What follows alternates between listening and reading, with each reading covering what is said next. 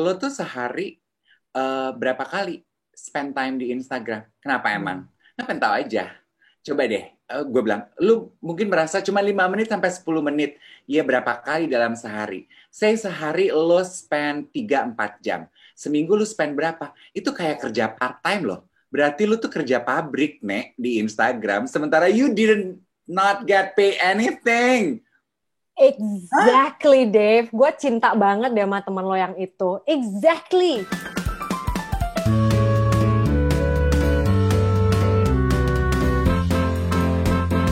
Selamat datang kembali di live Instagram Bazar Indonesia bersama saya Dave Hendrik. Bahagia sekali hari ini saya kembali menyambut Anda di Brunch with Dave. Topik kita juicy sekali siang ini, rethinking our relationship with social media. Dan rasanya tidak ada orang yang paling pas untuk membahas ini dengan tamu saya. Kayaknya Marissa adalah satu-satunya orang pertama mungkin ya amannya aku bilang. Orang pertama yang aku kenal di tahun 2020 di abad ini, dekade ini yang nggak punya sosial media, Jack. Marissa, hi, how are you? Hi, Jave. How are you? Bo, news banget ya, Bo. Gak punya sosial media. Iya loh. Ini ya rasanya ya Marissa ya, the feelings on my chest rasanya seperti tahun awal 2000 aku Ya. wawancara Erwin Gutawa dan waktu itu kan semua orang Oh. punya handphone. Semua baru merayakan handphone itu bisa SMS Oh. operator. Dan Ya. Erwin Gutawa nggak punya handphone. Jadi Oh, menghubungi Erwin iya. Gutawa telepon rumah. Waktu itu tuh gue gini, hah, Mas Erwin, you are so amazing. Rasanya sama seperti sekarang ke elu gue. Iya bener loh. Dia tuh baru punya handphone baru-baru ini kan. Ya, for the past 10 years ya, kalau nggak salah. Oh Sih? my God, Mas Erwin tuh gila. Oke, back to you. Aku Yes. mau langsung tanya sama kamu, Hah.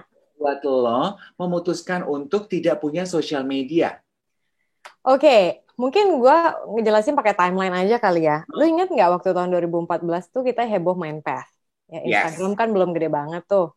yes. Tapi gue pada saat itu udah ngerasa terganggu gitu ketika gue main Path. Kok ada yang hati-hati atau thumbs up atau apa gitu. Dan gue merasakan impactnya likes atau hati atau apapun itu terhadap mental gue. Jadi gue, Really? iya, jadi gue ngerasa bahwa, oh kalau misalnya gue postingnya ini, oh kemarin dapat hati, gue postingnya ini kok nggak dapat hati ya? Terus gue jadi mengubah perilaku gue dong. Kalau gitu gue ngeposting gini-gini aja deh, gue biar mendapatkan hati gitu. Karena memang kita sebagai manusia itu kan memang ingin disukai. Dan rasanya Hmm. enak gitu kalau disukai. Tapi kalau misalnya proporsinya udah berlebihan kan jadi nggak sehat ya, Dev. Udah gitu, akhirnya gue juga mikir gini, ini artinya hati atau likes ini apa ya kalau gue nggak pernah ketemu sama teman gue yang ini, yang gue kasih Hmm. hati dan sebagainya. For me, it means nothing gitu kan. Ya udah, Hmm. akhirnya gue memutuskan untuk menutup itu dan gue kalau kangen sama teman gue ya gue hubungin mereka dan gue ngajak mereka ngopi, ketemu kayak kopdar gitu.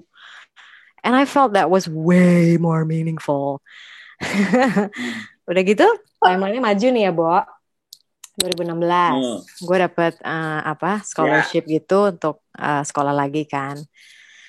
Ya udah, pergilah gue sekolah ke Hmm. Inggris. Nah di Inggris itu gue ngambil jurusannya emang Ya. Digital Media and Society. Nah disitulah gue belajar. Oke. Oh ternyata digital media dan segala isinya ini menarik ya. Selama ini kan kita cuma familiar sama Hmm. sisi yang hingar-bingar. Kayak, oh it's all fabulous, technology is wonderful. Tapi ternyata ada Bohong. sisi gelapnya gitu. Dan akhirnya ya gue pelajari itu salah satunya adalah impact dari teknologi internet, salah satunya sosial media terhadap perilaku dan pikiran manusia atau psikologi manusia. Terus gue baca Oke. ini dong, dong, dong, dong, dong. Buku apa itu? Digit. Digital Minimalism, Ah, Cal Newport. baca ada ininya. Choosing a focused life in a noisy world. I don't I have to even explain. Jelas kan? Jadi Yes, yes. sejak gue berhenti sosial media, gue jadi lebih fokus pikirannya. Kalau kerja tuh jadi lebih dalam, lebih detail, karena gue nggak distract dengan hal lain seperti sosial media. Gitu sih, Dev. Oke, coba let's back off sedikit. ke apa yang tadi Marissa bilang lo pelajari saat kuliah itu, bahwa ada downside-nya dari perkembangan teknologi yang sebegini heboh. Apa sih sebetulnya downside-nya? Boleh cerita nggak buat kita? Salah satunya mungkin yang kerasa banget untuk generasi multi generasi gitu ya, apalagi sekarang generasi milenial dan generasi Z adalah mental health issue. Misalnya deh kita ngomongin Instagram aja. Dari Instagram itu manusia itu menunjukkan suatu perilaku yang sebetulnya sebelum Instagram ada itu sudah ada. Ada satu konsep yang dikeluarkan oleh salah satu sosiolog namanya Irving Goffman, bahwa manusia itu selalu ingin menunjukkan sisi terbaiknya dia atau the idealized self, which is nothing wrong, nggak ada salahnya. That's just the way we are. Iya, that's just the way we are.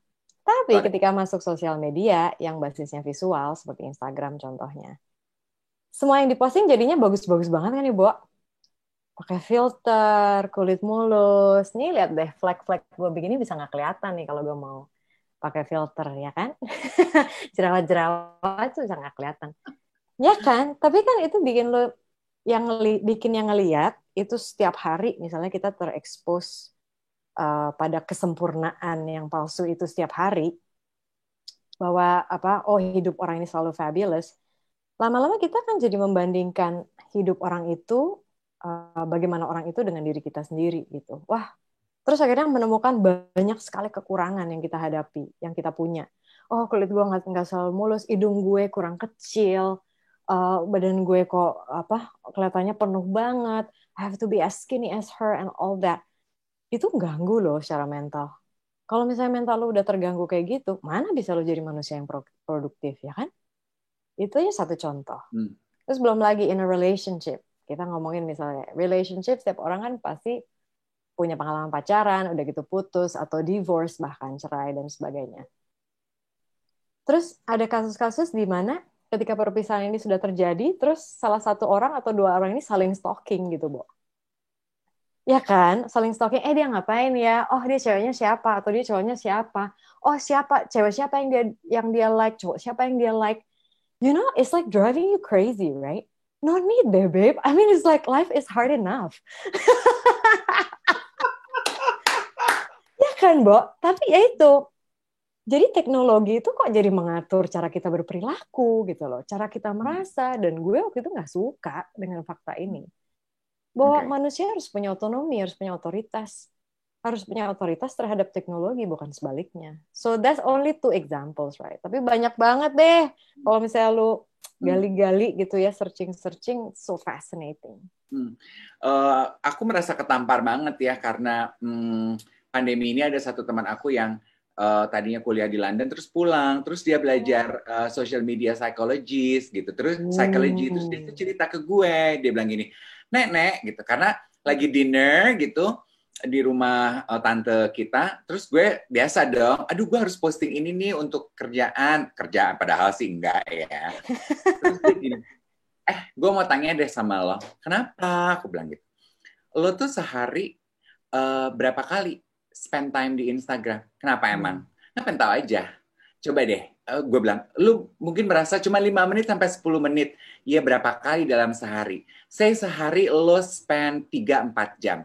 Seminggu lu spend berapa? Itu kayak kerja part-time loh. Berarti lu tuh kerja pabrik, Nek, di Instagram. Sementara you didn't not get pay anything. Exactly, Dave. Gue cinta banget deh sama temen lo yang itu. Exactly. Lu wasting time, Bo. Lu tuh kan itu emang Instagram itu kan atau sosial media pada umumnya dibikin emang scrollingnya tuh nggak habis-habis. Itu namanya infinite scrolling kalau nggak salah. Karena semakin lu begini kan, nggak ada habis-habisnya. Tapi kan manusia kan selalu penasaran tuh, jadi akan selalu di scroll karena emang kita adalah manusia yang penasaran. That's it, that's human nature. Udah nge-scroll begini, akhirnya yang tadinya gue cuma 5 menit aja, akhirnya setengah jam dong, 1 jam. And then you get what? Nothing. Yang get the money siapa? Perusahaan sosial media ini. For you wasting your time. Di saat lu bisa menjadi manusia produktif, they get money because you're not productive. Isn't that awesome? That's awesome, right? Gila lega ya. I forgot where I heard this. Kayaknya di dokumenter Netflix mengenai sosial media itu deh, aku lupa judulnya apa. Social Dilemma, Tristan Harris dan teman-teman. I love that documentary.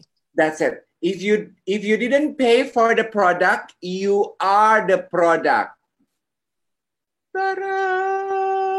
Cara revelation. Kalau gitu ini, how do you respond kepada komen beberapa teman-teman nih yang masuk di kolom komentar? Kalau buat teman-teman yang perlu membesarkan, mengembangkan produk, mengembangkan personal brand, kan merasa bahwa tools untuk itu semua adalah social media. That's okay. Again, gue balik ke yang tadi. Selama kita yang menggunakan teknologi nggak apa-apa. Jangan sampai teknologi yang menggunakan kita. Misalnya kayak adik gue gitu ya. Adik gue kan juga baru buka bisnis makanan nih. Dia jualan makanan, cateringnya dia lewat sosial media gitu. Ya nggak apa-apa. Toh lo dapat keuntungan dari itu, ya kan? You actually receive a personal gain from it. Apakah itu ya ini jualan ya, kita ngomongnya berarti financial gain gitu kan? Ya nggak apa-apa. Tapi ada juga orang-orang yang mungkin, aduh gue udah keribetan nih, kayak adik gue misalnya dia chef juga, tapi nggak bisa lah ya jadi chef masak terus ngurusin sosial medianya. Ya dia minta pacarnya misalnya yang ngurusin sosial media, atau pas pacarnya lagi masak ya dia yang ngurusin sosial medianya. Jadi intinya adalah kita yang harus kita kuatkan tuh Dave adalah awareness kita terhadap apa yang kita rasakan. Okay. Misalnya kayak gue gitu ya, orang suka tanya, Mbak nggak tertarik lagi untuk balik ke IG? Menurutku enggak. Kenapa? Karena gue aware kekurangan gue ada di mana gitu. Gue tuh likes itu sangat menarik. Likes itu kayak narkoba. Jadi begitu adiktifnya kan. Likes, siapa sih yang nggak suka di likes? Oh kalau misalnya likesnya tiba-tiba berapa ribu gitu, lo kan jadi encourage untuk posting dan posting dan posting dan posting. Akhirnya lo buang waktu. Nah, karena gue tahu bahwa likes itu kayak narkoba buat gue, dan ketika Instagram kan gue harus posting foto gitu. Misalnya orang nggak nge-likes banyak, oh berarti there's something wrong with me ya. Ada yang salah sama muka gue. Apakah muka gue flat atau nggak sempurna atau gimana? What's wrong? I don't need that. God, seriously Dave. Life in general sudah full of struggle.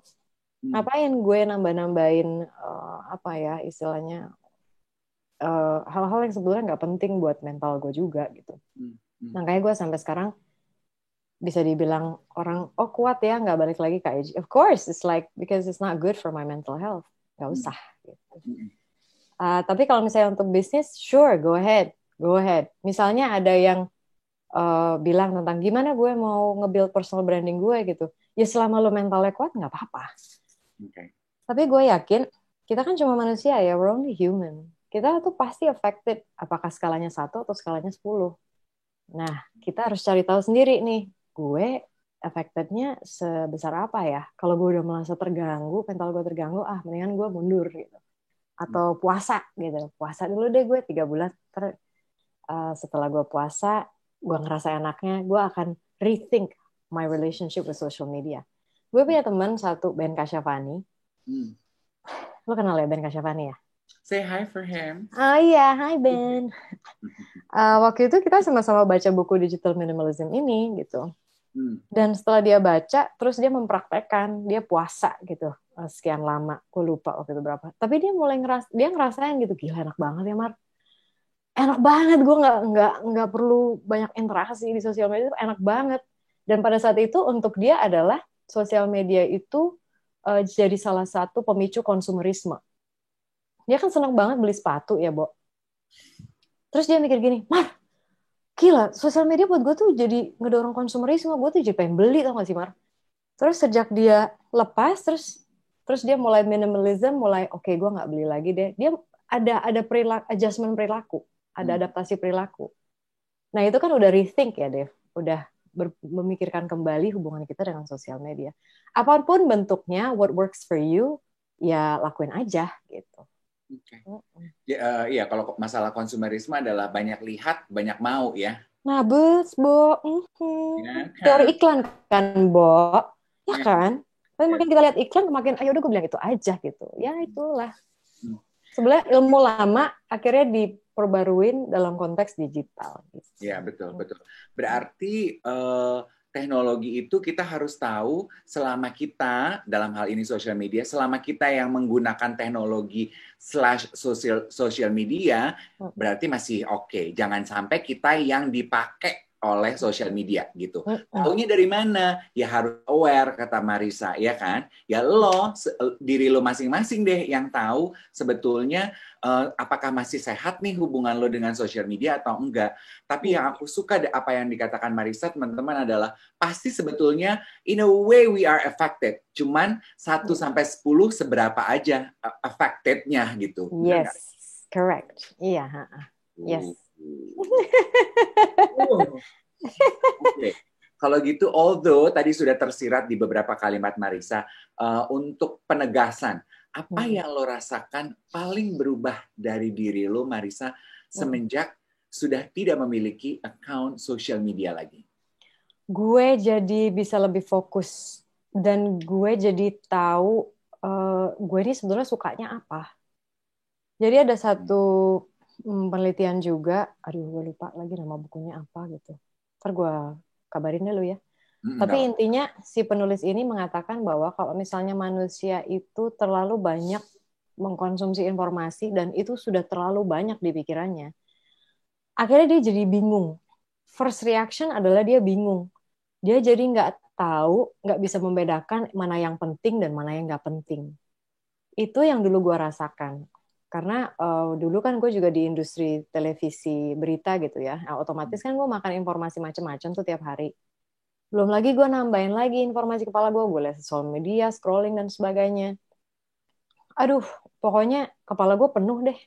Dan akhirnya ketika gue ditanya, misalnya,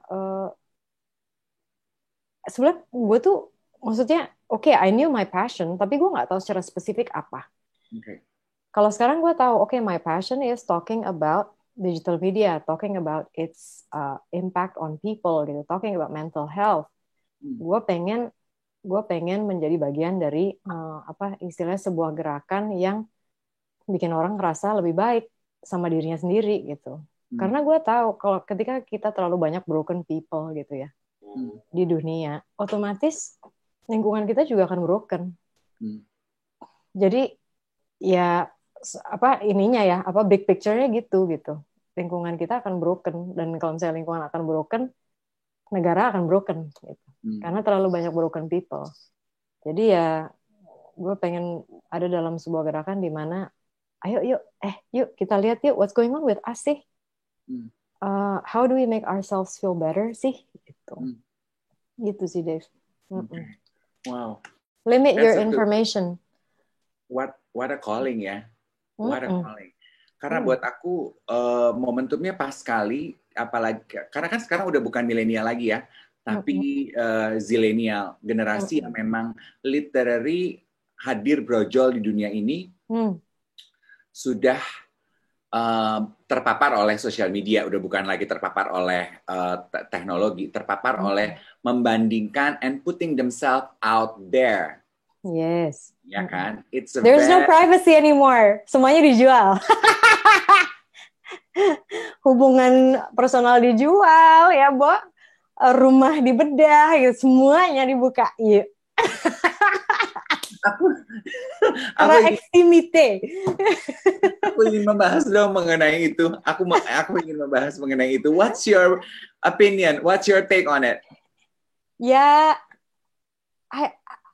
kalau gue malah sebaliknya. Gue tuh mungkin karena gue pelajari gitu ya. I cherish the idea of privacy a lot. Bahwa privasi itu bukan untuk diumbar-umbar. Soalnya sederhananya gini aja deh, Dave. Lu pasti nemuin deh beberapa kali di sosial media di mana misalnya hubungan percintaan tuh diumbar-umbar gitu ya. Terus nggak lama tiba-tiba cerai atau tiba-tiba domestic violence gitu. Jadi ya menurut gue, aduh jangan taruh sesuatu yang ada kemungkinannya itu tidak permanen gitu loh. Relationship can, like it can break or it can stay. Tapi kalau misalnya lu udah taruh di luar sana, itu akan selamanya di luar sana. Dan kita belum ada policy atau kebijakan the right to be forgotten. Kalau di Europe kalau nggak salah udah ada deh, di mana lu punya hak untuk yaitu postingan yang tadi itu bisa dihapus dari internet dan itu tidak lagi menjadi sejarah. Iya, the right to be forgotten. So di Indonesia belum ada, undang-undang kita masih dalam proses perjalanan yang panjang untuk sampai ke segitu advance-nya udah mikirin hak privasi dari masing-masing orang gitu. Ya, ya for me, ya gue sih, ya I just, ya karena itu gue mikir bahwa daripada lu nantinya malu selama kita belum punya undang-undang ini, mendingan nggak usah diumbar-umbar. Terus rumah dibedah juga. Bo, kan ada teknologi ini kan, di mana kalau nggak salah kepolisian punya deh, kepolisian RI. Di mana lu ngelihat, misalnya background gue kayak gini ya, intelligence tuh tahu lu ada di mana. Karena udah di mapping gitu loh, Bo. Oh Dave nih backgroundnya begini. Oh, Dave lagi di mall mana atau di apa tempat nongkrong mana gitu. Dia tahu, oh lu di situ gitu. Jadi kan kita nggak punya lagi privacy karena kita dikuntitin gitu. Nah ini lu buka lah rumah lo untuk semua orang bisa lihat. Pernah ada kasus beberapa tahun lalu di Facebook itu dia ngeposting bahwa gue lagi holiday di sini nih. Berarti kan rumah kosong. Dibobol lah, Bo. Karena orang tahu, publik tahu bahwa lu lagi nggak di rumah. Gue bobol lah rumah lu.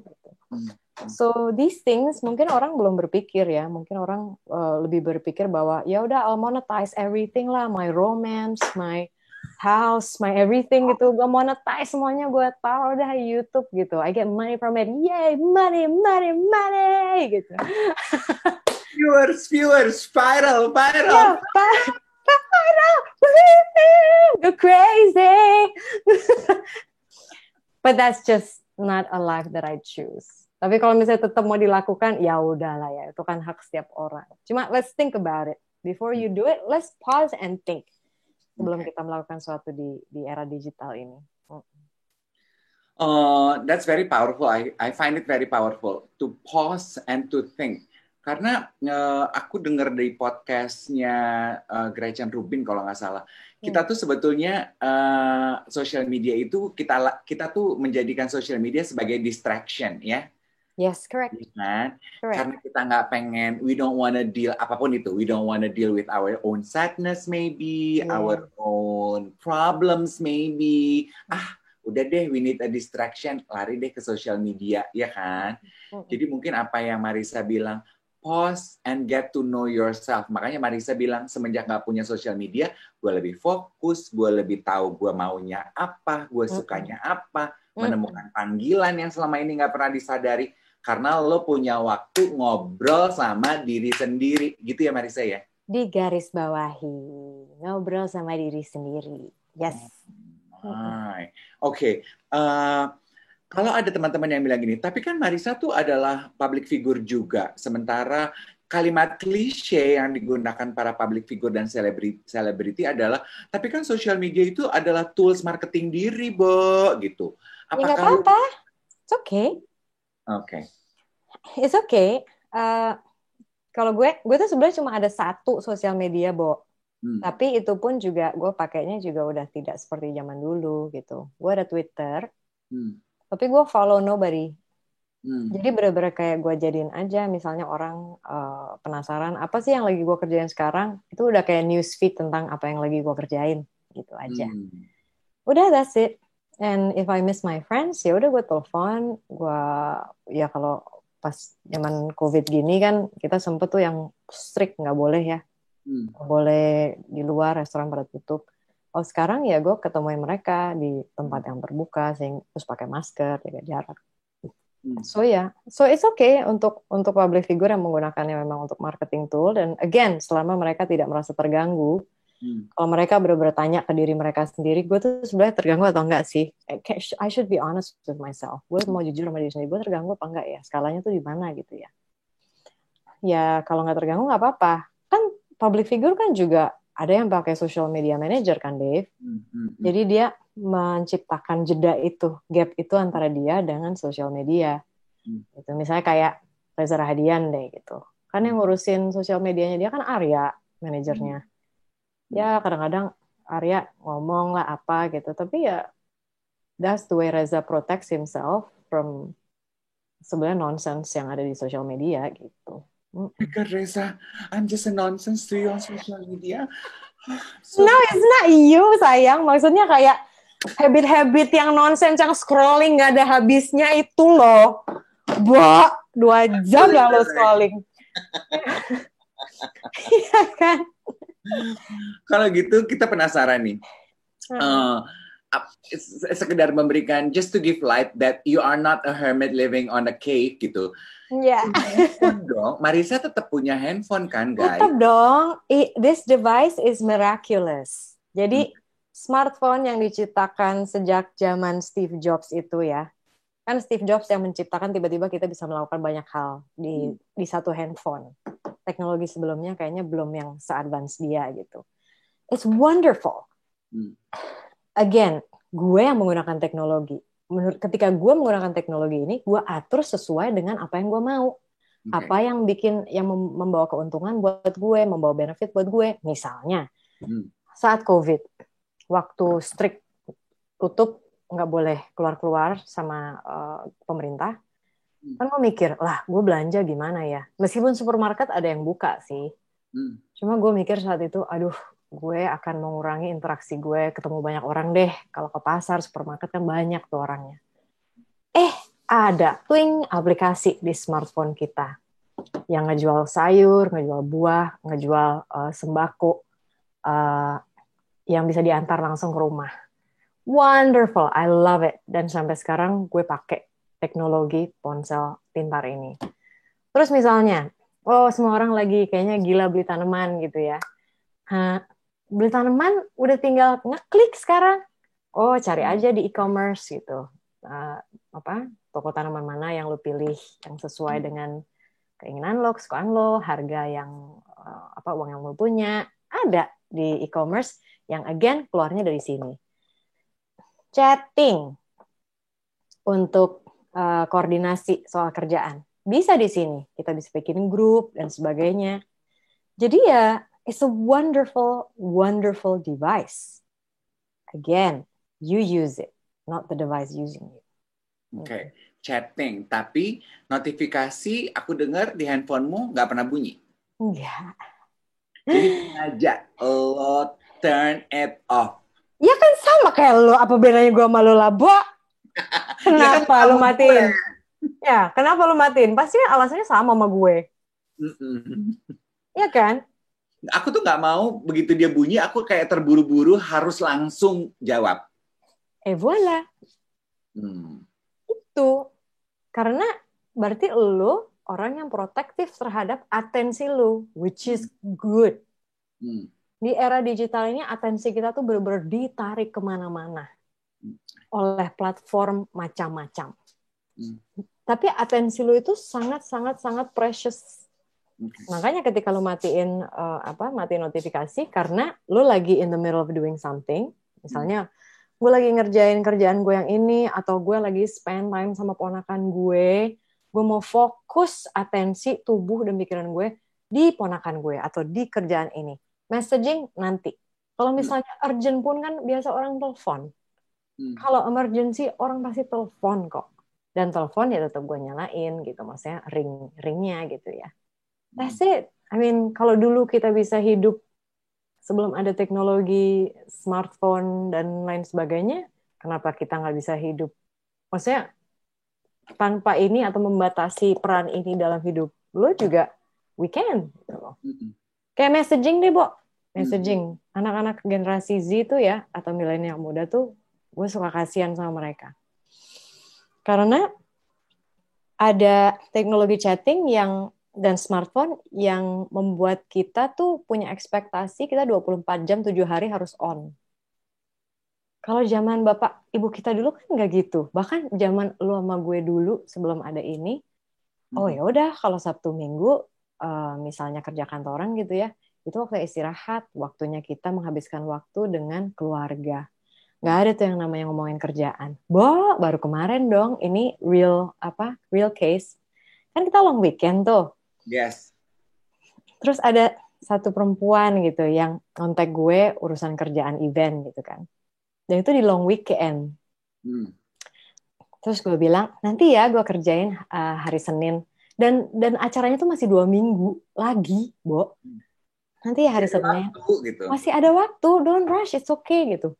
Oh iya, soalnya hari Senin tuh voice over-nya tuh udah harus ditempel di videonya, Mbak gitu. Ya nggak apa-apa, hari Senin nanti aku kerjain, aku kirim hari Senin, kamu tempel dah tuh di hari Senin itu. Terus gue cek dong, Bo. Gue kan penasaran ya. Oh, gue Google namanya. Gue cari LinkedIn-nya dong. Ya, dia umur 22. Terus gue mikir, oke, penyakit generasi Z. Jadi mereka tuh harus kayak on terus. Gue tuh sampai kayak harus ngerimain dia gently kan. Sayang, it's okay. It's long weekend, sayang. You can rest. It's okay. You know? Tapi ya itu, kadang-kadang kita generasi yang atasnya harus kayak ngingetin dengan gentle gitu kan, Dev, bahwa take a rest. Kalau lu on terus, you're gonna be so stressed out, you're gonna be so frustrated, akhirnya lu anxious dan all of this penyakit yang ngeganggu psikologi lu, and then you cannot function. Just relax, slow down, it's okay. I guess people need to know how to slow down. Itu sih. Berarti sebetulnya tabiat kita terhadap sosial media itu juga berhubungan dengan generasi ya? Oh iya. Nah, lu cara pakai sosial medianya gimana, Dev? Lu ada sosial media kan? Ada. Aku tuh, tapi Twitter, Instagram, pokoknya semua sosial media gue itu dibikinin sama teman gue yang umurnya di bawah-bawah gue. Karena mereka merasa, you have to, gitu. Dan gue tuh selalu terlambat. Twitter gue terlambat, Instagram gue terlambat, Facebook, pokoknya semua selalu terlambat gitu. Nah, kalau gue, I use it as a marketing tool aja gitu. Kalau gue perlu mempromosikan sesuatu, aduh maaf ya kesannya gue kayaknya ini banget ya. Pemanfaatan banget gitu. No, it's okay. Use it to your advantage, sayang. Use it to your advantage. Jadi gue tuh nggak peduli setan tuh kayak diajarin, posting itu harus jam segini, ini tuh lagi rame. Kalau gue tuh enggak, gue mas tergantung gue bisanya kapan. Kok lu mesti kapan? Rame di lu, belum tentu gue bisa. Tar aja dulu.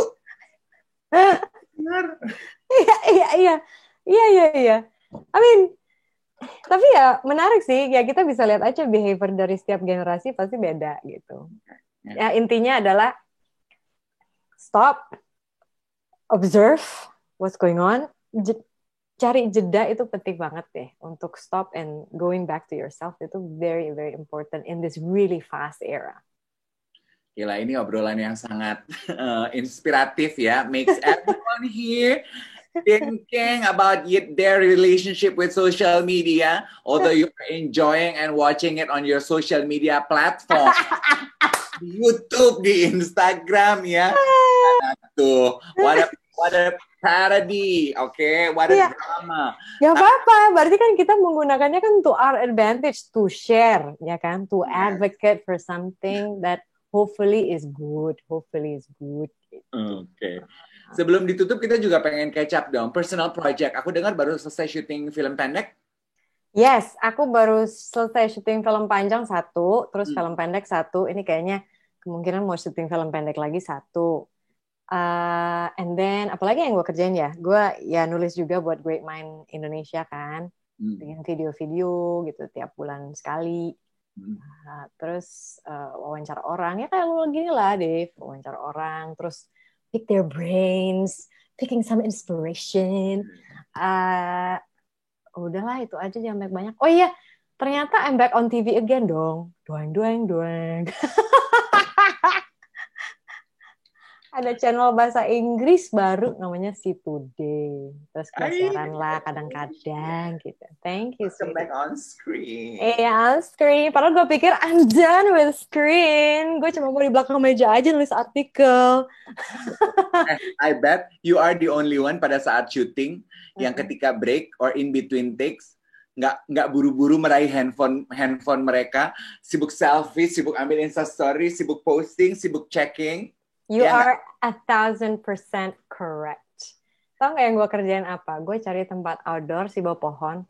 Gue duduk aja di situ pakai satu kursi. Udah gitu gue ngeliat kanan, kiri. Breathing, enjoying the view, enjoying the breeze. That's me. Oh. Aduh Marissa, thank you so much udah berbagi inspirasi bersama kita.